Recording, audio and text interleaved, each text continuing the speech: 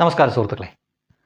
2016 മുതൽ 2021 വരെയുള്ള കാലഘട്ടത്തിലെ കേരളത്തിലെ ദേവസ്വം ബോർഡിൻ്റെ മന്ത്രിയായിരുന്ന കടകംപള്ളി സുരേന്ദ്രൻ, അദ്ദേഹം ഒരു ഹെൽമറ്റ് പോലും വെക്കാതെ ഇരുചക്ര വാഹനത്തിൽ വെപ്രാളപ്പെട്ട് ഓടിപ്പാഞ്ഞു വന്ന് നിലവിലെ ആഭ്യന്തരമന്ത്രി രമേശ് ചെന്നിത്തലയെ അദ്ദേഹത്തിൻ്റെ വസതിയിൽ വന്ന് കണ്ടിട്ട് പോകുന്ന ദൃശ്യങ്ങളാണ് നിങ്ങൾ ഈ കാണുന്നത്.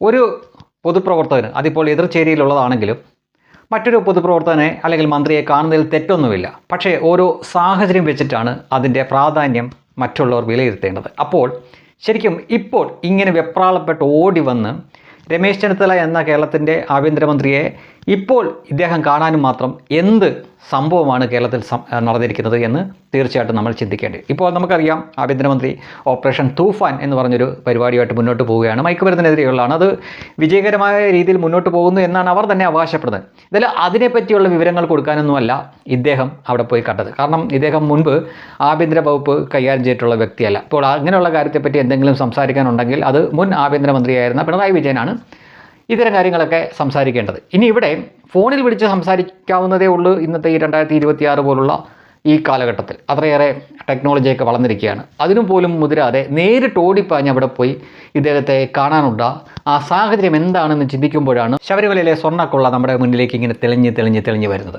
ഇപ്പോൾ കഴിഞ്ഞ ദിവസമാണ് PS പ്രശാന്ത് എന്ന നേരത്തെ ദേവസ്വം ബോർഡിൻ്റെ പ്രസിഡൻ്റായിരുന്ന ശബരിമലയിലെ അദ്ദേഹത്തിനെ പ്രതി ചേർത്തുകൊണ്ട് ഇപ്പോൾ അന്വേഷണ സംഘം മുന്നോട്ട് പോവുകയാണ്. അതിനു മുമ്പ് തന്നെ ഈ കടകംപള്ളി സുരേന്ദ്രനെതിരെ വലിയ ആരോപണം ഉണ്ടായിരുന്നു. അദ്ദേഹത്തിന് കൂടി ഈ സ്വർണ്ണക്കൊള്ളയിൽ പങ്കുണ്ട് എന്ന തരത്തിലാണ്. അപ്പോൾ അടുത്തത് അദ്ദേഹത്തിനെ അറസ്റ്റ് ചെയ്യുമോ എന്നുള്ള എന്തെങ്കിലും സൂചന പുറത്തേക്ക് വന്നോ, അതിൽ ഭയജഗതനായിട്ടാണ് ഓടിച്ചെന്ന് എന്തെങ്കിലും ഡീലിന് വേണ്ടി ശ്രമിക്കുന്നതാണോ എന്ന് കൂടി സംശയിക്കേണ്ടിയിരിക്കുന്നു. കാരണം ഈ PS പ്രശാന്ത് എന്ന വ്യക്തി കമ്മ്യൂണിസ്റ്റുകാരനാകുന്നതിന് മുമ്പ് മറ്റൊരു പൂർവ്വകാലം കൂടി പുള്ളിക്കുണ്ടായിരുന്നു. പുള്ളി കോൺഗ്രസ്സുകാരനായിരുന്നു, അവിടെ നിന്നാണ് പിന്നെ കമ്മ്യൂണിസ്റ്റുകാരനായത്, പിന്നീട് ദേവസ്വം ബോർഡ് പ്രസിഡന്റ് ആവുന്നു.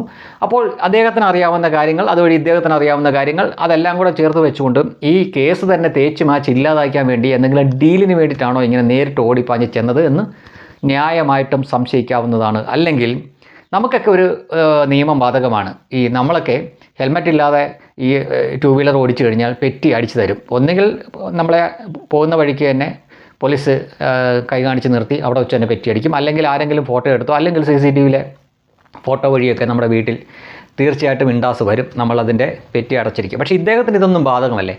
എന്തുകൊണ്ടാണ് ഒരു ഹെൽമെറ്റ് പോലും വെക്കാതെ ഇത്രയും ധൃതിപ്പെട്ടു പോയിട്ട് രമേശ് ചെന്നിത്തലയെ കാണാനുള്ള അങ്ങനെ ഒരു അടിയന്തര ഘട്ടം ഇദ്ദേഹത്തിന് ഉണ്ടായത് എങ്ങനെയാണ് എന്ന് തീർച്ചയായിട്ടും ഇപ്പോൾ എന്തായാലും സകലമാന മാധ്യമങ്ങൾ ഈ വിഷയം ചർച്ച ചെയ്യുന്നുണ്ട്.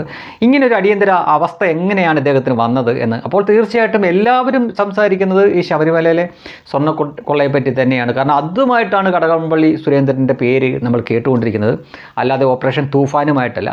അപ്പോൾ പോലീസിൻ്റെ മന്ത്രിയായിട്ടുള്ള രമേശ് ചെന്നിത്തലയെ പോയി കണ്ടത് അത്തരം എന്തെങ്കിലും കാര്യങ്ങൾ പറയാൻ വേണ്ടിയിട്ടാണോ, അല്ലെങ്കിൽ ഞാൻ പെട്ടാൽ നിങ്ങളുടെ ആളുകളും പെടും എന്ന് പറഞ്ഞുകൊണ്ട് ഇത് ഡീലാക്കാൻ വേണ്ടിയിട്ടാണോ എന്നോ അറിയാനുള്ളൂ. എന്തായാലും നമ്മൾ പ്രബുദ്ധർ എല്ലാ കാലത്തും ഇടതും വലതുമൊക്കെ നമ്മളെ വട്ടത്തിലും നീളത്തിലുമൊക്കെ 3G ആക്കിക്കൊണ്ടിരിക്കുകയാണെന്ന കാര്യത്തിൽ സംശയമൊന്നുമില്ല.